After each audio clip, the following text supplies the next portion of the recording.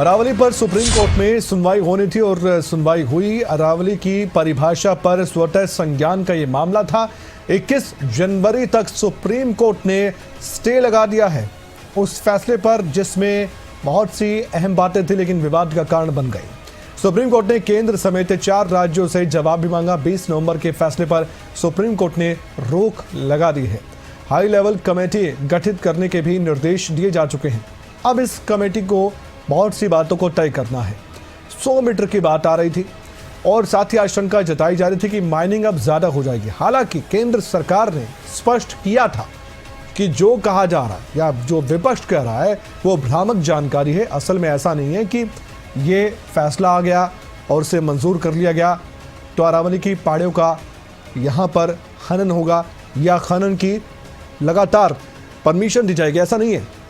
बावजूद इसके कई संगठन मिलकर जो पर्यावरण से प्रेम करते हैं उन्होंने अपनी आवाज़ को बुलंद किया। सुप्रीम कोर्ट तक मामला गया और मामला सुप्रीम कोर्ट में पहुंचा तो आज इस मामले को लेकर सुनवाई हुई और कमेटी गठन का भी निर्देश दिया गया है। सुनवाते हैं क्या कुछ कहा गया। और जो ज़मीन पर जिस तरह के मुद्दे हैं, चाहे आपने अरावली की हम बात करें, ये हमारे क्षेत्र अरावली में आता है, चाहे अरावली पर्यावरण को बचाने की हम बात करें, जो कि एक लोगों की मूवमेंट है। इस सरकार की गलत नीतियों के खिलाफ लोगों की मूवमेंट है। और जो उन्नाव रेप केस पर सुप्रीम सुनवाई हुई है। उन्नाव रेप केस पर सुप्रीम कोर्ट में बहुत महत्वपूर्ण सुनवाई होते हुए ये फैसला आया। फिलहाल शुरुआती तौर पर कि सुप्रीम कोर्ट कह रहा है कुलदीप सेंगर को लेकर जो हाई कोर्ट ने फैसला लिया था, जो सजा पर सस्पेंशन किया गया था, उस पर रोक लगा दी है। हाईकोर्ट ने पूर्व विधायक कुलदीप सिंह सेंगर की सजा निलंबित की थी, सस्पेंड की थी। सजा निलंबन के खिलाफ सुप्रीम कोर्ट सीबीआई गई थी। सीबीआई की इस याचिका पर सुप्रीम कोर्ट में सुनवाई हुई है। इस पूरे मामले के बारे में एक बार आपको बता दें कि उन्नाव रेप केस में उम्र कैद की सजा काट रहा था बीजेपी का पूर्व विधायक कुलदीप सिंह सेंगर। दिल्ली हाईकोर्ट ने 23 दिसंबर को सुनवाई करते हुए सेंगर को राहत ये दी कि उसे जमानत मिली, यानी कि कंडीशनल जमानत बेल मिली और सजा सस्पेंड की गई तो जाहिर तौर पर ऑटोमेटिकली जमानत मिल गई। 4 शर्तों के साथ कंडीशनल जमानत थी। पहली शर्त यह थी कि सेंगर दिल्ली नहीं छोड़ पाएगा, उसे पीड़िता के घर से 5 किलोमीटर की दूरी पर ही रहना होगा। दूसरी शर्त, हर सोमवार को उसे नजदीकी पुलिस थाने आकर रिपोर्ट करना होगा। तीसरी शर्त, सेंगर को अपना पासपोर्ट जमा करना होगा। चौथी शर्त, इसमें से अगर कोई भी शर्त तोड़ी गई तो बेल तुरंत कैंसिल हो जाएगी और तिहाड़ जेल भेजा जाएगा। और उन्नाव रेप केस क्या था ये भी जान लीजिए। उन्नाव में कुलदीप सेंगर और उसके साथियों ने 2017 में नाबालिग को अगवा कर रेप किया था, ये आरोप लगे थे। सेंगर उस समय विधायक था। सीबीआई ने इस मामले की जांच की थी। अगस्त 2019 में सुप्रीम कोर्ट ने उन्नाव रेप केस से जुड़े 4 मामलों का ट्रायल किया। दिल्ली ट्रांसफर इसे करवा दिया था।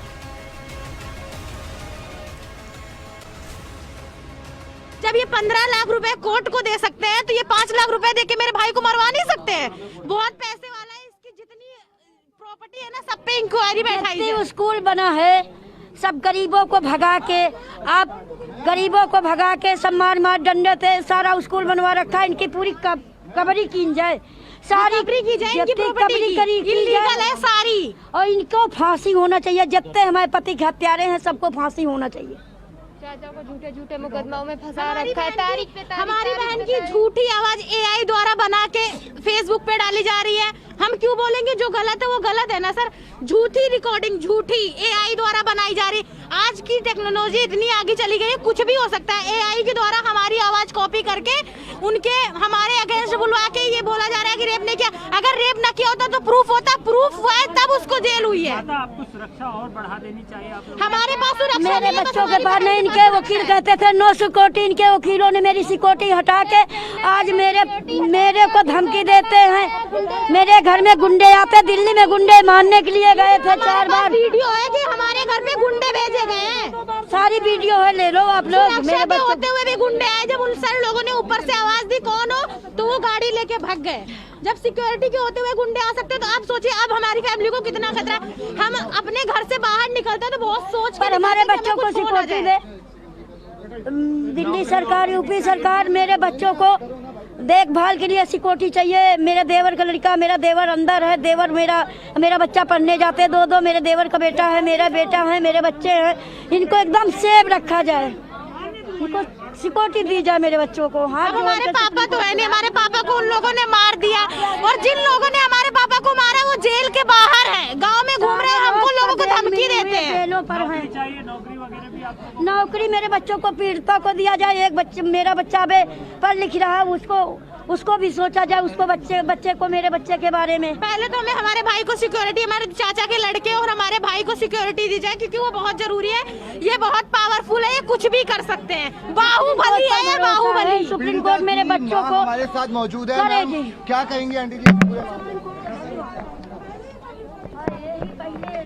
ही बोलना चाहूँगी और मैं चाहती हूँ कि हमारे देश की जिस जनता का सहयोग रहा इस बिटिया के साथ, आप लोगों का तो सबसे ज़्यादा सहयोग रहा, मीडिया बंधुओं का तो सबसे ज़्यादा सहयोग रहा और डे वन से आप लोग सपोर्ट कर रहे हैं इस पीड़िता को, उसकी वजह से। और स्पेशली सुप्रीम कोर्ट ने भी बहुत सेंसिटिविटी से इसको डील किया है, हमें इस चीज़ को अप्रिशिएट करना चाहिए। हाई कोर्ट का ऑर्डर बहुत गलत था और सुप्रीम कोर्ट ने इस बात को समझा, और ना कि समझा, एक कदम आगे बढ़कर बहुत सारे पॉइंट्स उन्होंने बताए हैं जो कि आपसे शेयर कर लिए जाएंगे। और मुझे लगता है ये सिर्फ इस पीड़िता की जीत नहीं है, उस हर पीड़िता की जीत है और उस महिला की जीत है, उस बेटी की जीत है जो अपने न्याय की लड़ाई को छोड़ देती है या वो सोच।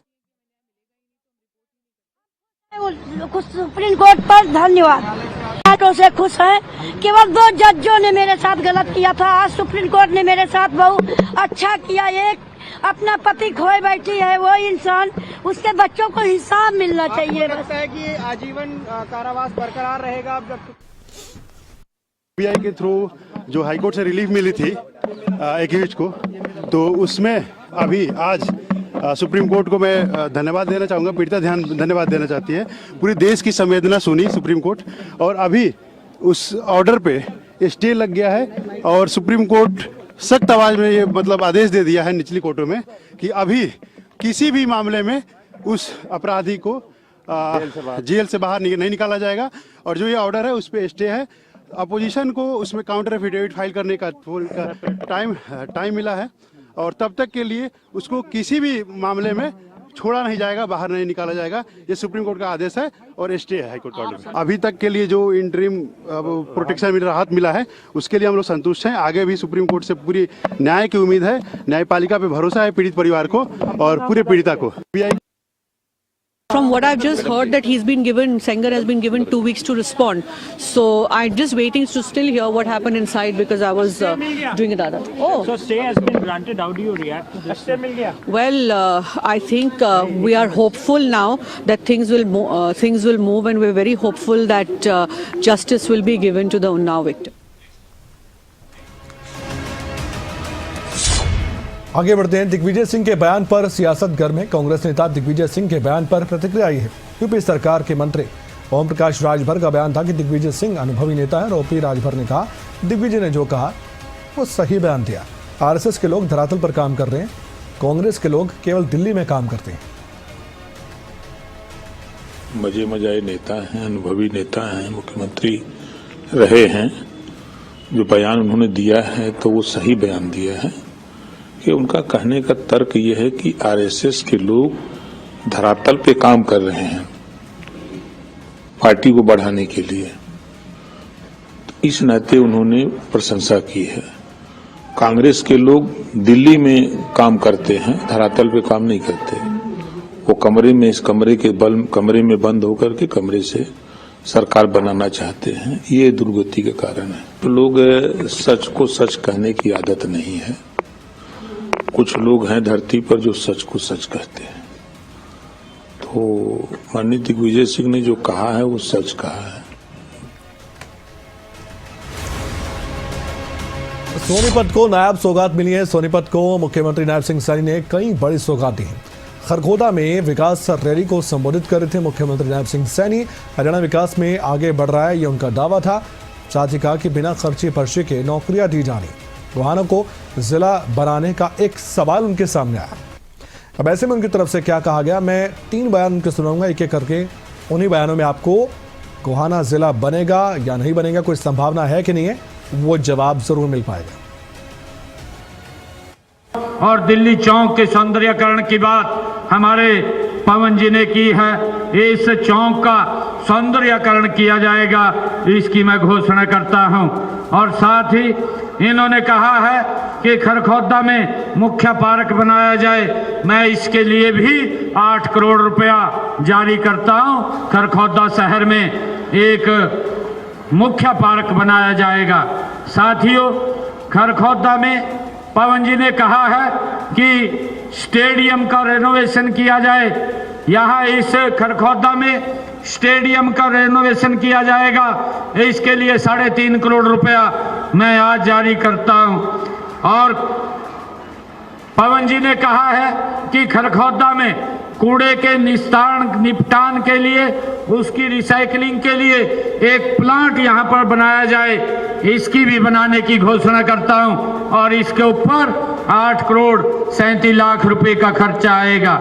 साथियों, खरखौदा शहर में एक लाइब्रेरी बनाई जाएगी, जिससे हमारे बच्चों को तैयारी करने में टेस्ट की कोई दिक्कत नहीं आएगी, उसकी भी घोषणा करता हूं। खुशी है कि आज इस गति से ये सरकार काम कर रही है। आने वाले समय के अंदर हमारी सरकार का संकल्प है कि हम जो हमने बात कही है, उस बात को हम पूरा करने में गति से काम कर रहे हैं।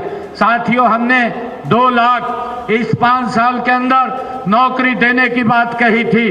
34,000 बच्चों को हमने इस साल के अंदर बिना पर्ची बिना खर्ची के हरियाणा सरकार की नौकरी देने का काम किया है। और नववर्ष में एक बड़ा जखीरा और हमारे युवाओं के लिए जो अप्लाई करेंगे नौकरियों का निकलने वाला है, उसका वो जल्दी ही, जिसमें हमारे बच्चे चाहे पुलिस की हो और चाहे अन्य विभागों की नौकरियां हो, उसको भी निकालने का काम हम करेंगे। डॉक्टर अरविंद शर्मा जी गोहाना की बात कर रहे हैं। जो भी कमेटी के अंदर ये एप्लीकेशन गई हुई है, जो भी वहाँ से वेरीफाई होकर के आएगा, उसको ऊपर विचार किया जाएगा। आप सबका बहुत बहुत धन्यवाद। जय हिंद, जय भारत, जय भारत। एक्टिव वार्ड में हरियाणा कांग्रेस नजर आई है। करनाल दौरे पर हरियाणा कांग्रेस के अध्यक्ष राव नरेंद्र और सांसद दीपेंद्र हुड्डा दोनों मौजूद और कार्यकर्ताओं और नेताओं के बीच जाकर मुलाकात के कार्यक्रम, कई मुद्दों पर चर्चा करने का कार्यक्रम है। जाहिर तौर पर हरियाणा कांग्रेस को मजबूती देने का प्रयास किया जा रहा है। बड़ी बात यह है कि हरियाणा कांग्रेस के अध्यक्ष राव नरेंद्र बड़े नेताओं को साथ लेकर चल रहे हैं।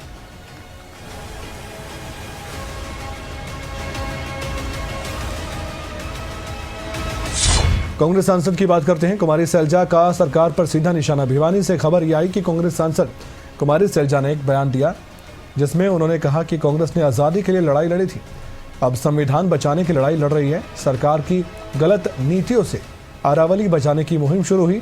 मनरेगा का नाम नहीं बदला, लोगों के रोजगार को छीना गया।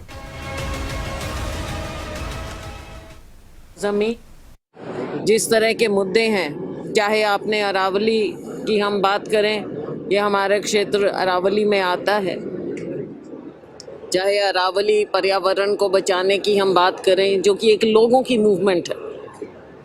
इस सरकार की गलत नीतियों के खिलाफ लोगों की मूवमेंट है। ब्रेकिंग बुलेटिन में बात करते हैं अभय चौटाला के उस बयान की, जिसने एक और नई चर्चा को जन्म दे दिया। हालांकि बात पहले भी कह चुके, लेकिन अलग तरीके से कही। अभय चौटाला ने भूपेंद्र हुड्डा पर निशाना साधते साधते ये कहा कि हुड्डा की वजह से तीसरी बार सत्ता में बीजेपी आई है। कांग्रेस को सत्ता देना चाहती थी जनता, ये अभय चौटाला कह रहे। कांग्रेस ने विधानसभा चुनाव में टिकट वितरण सही तरीके से नहीं किया। कुछ सीटों पर अपने ही उम्मीदवारों को हराने का काम किया गया। लोग नहीं चाहते थे बीजेपी की सरकार इस प्रदेश में तीसरी दफा बने। लोगों ने तो 2019 में मन बना लिया था कि हम भाजपा को सत्ता से बाहर करेंगे, और जब चुनाव हुआ था 2019 में, तो भारतीय जनता पार्टी को केवल 40 सीट मिली थी, 50 सीट विपक्ष के खाते में आई थी। कुछ कांग्रेस के साथी जीत करके आए थे, कुछ इंडिपेंडेंट जीते थे, और 10 ऐसे भी जीत करके आए थे जो ये कहते थे हम चौधरी देवीलाल जी की नीतियों को आगे बढ़ाएंगे। जो लोगों में जाकर के ये कहते थे कि हम भाजपा को सत्ता से दूर रखेंगे, भाजपा को जमुना पार करने का काम करें। लोगों ने विश्वास किया, भरोसा जताया, 10 सीटें जिता दी। उन 10 को जीतने के बाद जहां विपक्ष में बैठ करके भाजपा को सत्ता से दूर रखना चाहिए था, सत्ता से दूर करने के बजाय भाजपा की गोद में बैठ करके चौधरी देवीलाल जी की नीतियों को गिरवी रख दिया।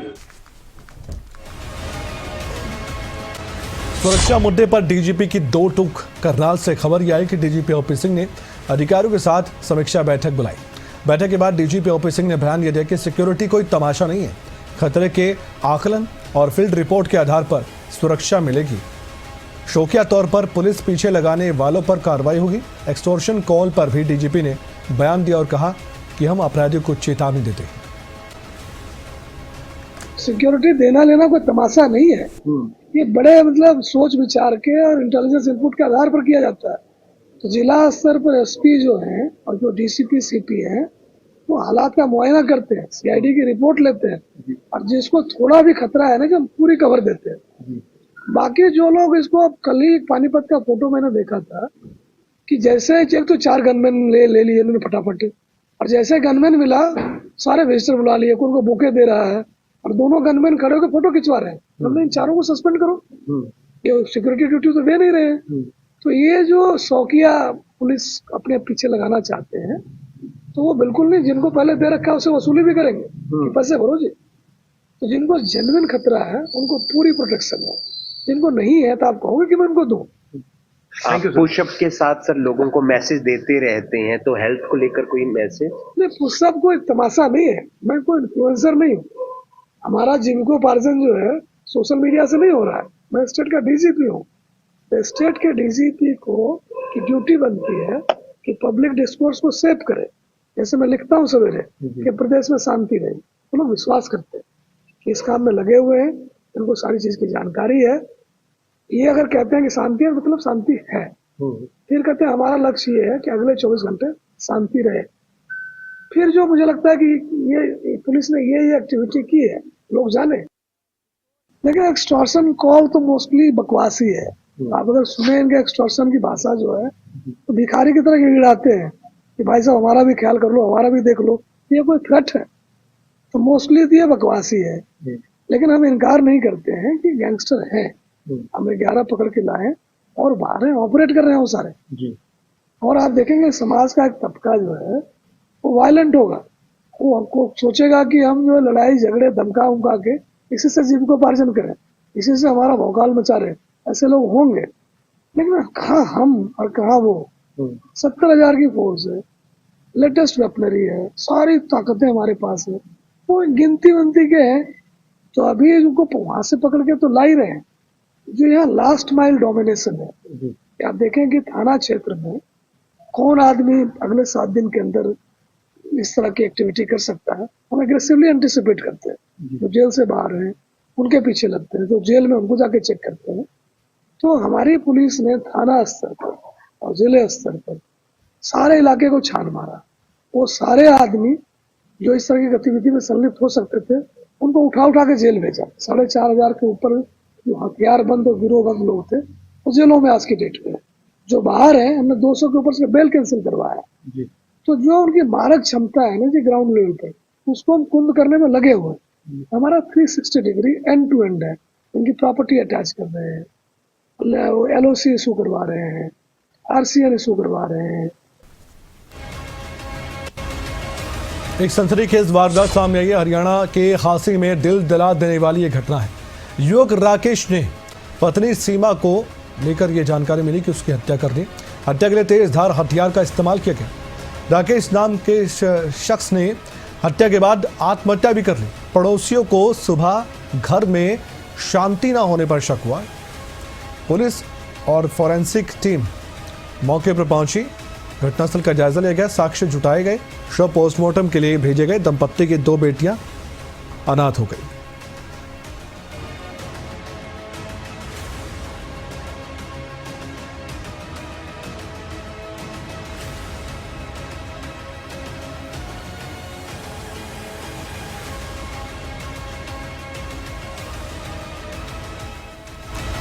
और एक बड़ी खबर, सोनीपत में घने कोहरे के कारण दर्दनाक सड़क हादसा हुआ है। इको गाड़ी और ट्रक की आमने सामने की टक्कर हो गई। एक व्यक्ति की मौत हो गई, 13 लोग घायल बताए गए। हादसा नेशनल हाईवे 334P पर हुआ है। 334P नेशनल हाईवे है ये। गांव ककरोई के पास हादसा हुआ है। ट्रक चालक गलत दिशा में वाहन चला रहा था। धुंध कोहरा ज्यादा था। लापरवाही से भीषण हादसा हुआ। शव की पहचान हुई है या नहीं हुई है, ये सवाल अभी बना हुआ है, क्योंकि जानकारी मिली है कि अभी तक शव की पहचान नहीं है और पुलिस शव की पहचान कर रही है। सूचना मिलते ही सदर थाना पुलिस मौके पर पहुंच चुकी थी और इस पूरे हादसे की इस हादसे की जानकारी जुटाकर अब आरोपी के खिलाफ भी कार्रवाई की जा रही है, क्योंकि ट्रक चालक रोंग साइड से आ रहा था। इसी वजह से हादसा हुआ है। साफ तौर पर ये जानकारी मिली। ये ककरोई हाईवे के पास, ये टनल से करीब 6-7 किलोमीटर पहले भवानी की रोड पे। किस चीज़ में थे आप और किस चीज़ ने टक्कर मारी? थे और ये इको में थे और ये ट्रक से हुआ है टक्कर। किस वजह से हुआ? ये वजह ये कि ट्रक रॉन्ग साइड में था। धुंध वगैरह? हैं? धुंध कोहरा? हाँ, धुंध था, काफ़ी धुंध था। यहाँ से करीब 10 मीटर की दूरी से कुछ नहीं दिखाई दे रहा। कितने लोग घायल हुए? घायल तो करीब